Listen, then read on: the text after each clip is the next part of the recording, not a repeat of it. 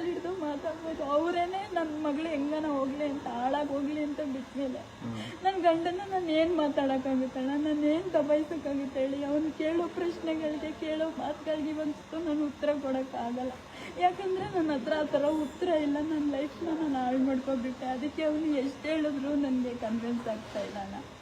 ನೋಡಿ ನನಗೆ ಮನಸ್ಸೇ ಬೇಜಾರಾಗೋಗಿದೆ. ಅದಕ್ಕೆ ನನಗೆ ಅನ್ನಿಸ್ಬಿಟ್ಟಿದೆ, ದೇವ್ರನ್ನ ಕರ್ಕೊಂಡು ಹೋಗ್ಬಿಟ್ರೆ ಸಾವು ಬಂದರೂ ಪರವಾಗಿಲ್ಲ, ಸಂತೋಷವಾಗಿ ಸತ್ತು ಹೋಗ್ತೀನಿ, ನನಗೆ ಲೈಫೇ ಬೇಡ ಅನ್ನಿಸ್ಬಿಟ್ಟಿದೆಯಲ್ಲ. ನಾನು ಅಕಸ್ಮಾತ್ ಸತ್ತೋದ್ರೂ ನೀವೇ ನನಗೆ ತಾಯಿ ತಂದೆ ಆಗಿದ್ದೆ, ಎತ್ತಿ ಹಾಕ್ಬಿಡಿ. ನಿಜವಾಗ್ಲೂ ಅಪ್ಪ ಅಮ್ಮ ಇಲ್ದಿರೋ ಮಕ್ಕಳು ಯಾವತ್ತೂ ಲೈಫಲ್ಲಿ ಬದುಕಬಾರ್ದಣ್ಣ. ಬದುಕಿದ್ರೆ ಇದೇನು ಪಾಪ. ನಮ್ಮಪ್ಪ ಬಂದು ಕರೆದ, ಬಂದ್ಬಿಡು, ನೀನು ಬೇಡ, ನಿನಗೆ ಸಾಕ್ದವ್ರು ಎಷ್ಟವರೆಗೂ ನೋಡ್ಕೊತಾನೆ, ನೋಡಲ್ಲ ಅಂತ ನಾನೇ ಅವನ ಮೇಲೆ ಜಗಳ ಮಾಡ್ಕೊಂಡು ಬಂದ್ಬಿಟ್ಟೆ.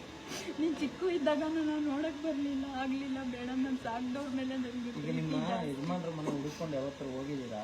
ಇಲ್ಲ, ಅವ್ನು ಎಲ್ಲಿದ್ದಾನೆ ಅಂತ ಹೇಳ್ತಾ ಇಲ್ಲ. ಮನೇಲಿ ಫೋನ್ ನಂಬರ್ ಮತ್ತೆ ಅದೇ ಇಟ್ಕೊಂಡಿದ್ದಾರೆ. ಫೋನ್ ನಂಬರ್ ಅದೇ ಇಟ್ಕೊಂಡಿದ್ದಾರೆ. ಫೋನ್ ಮಾಡಿದ್ರೆ ಫೋನಲ್ಲಿ ಮಾತಾಡ್ತಾನೆ, ಇದು ಮಾಡ್ತಾನೆ.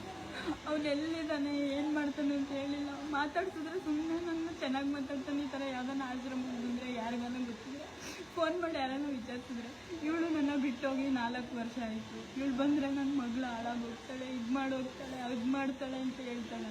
ನನ್ನ ಮನಸ್ಸಿಗೆ ಎಷ್ಟು ನೋವಾಗುತ್ತೆ.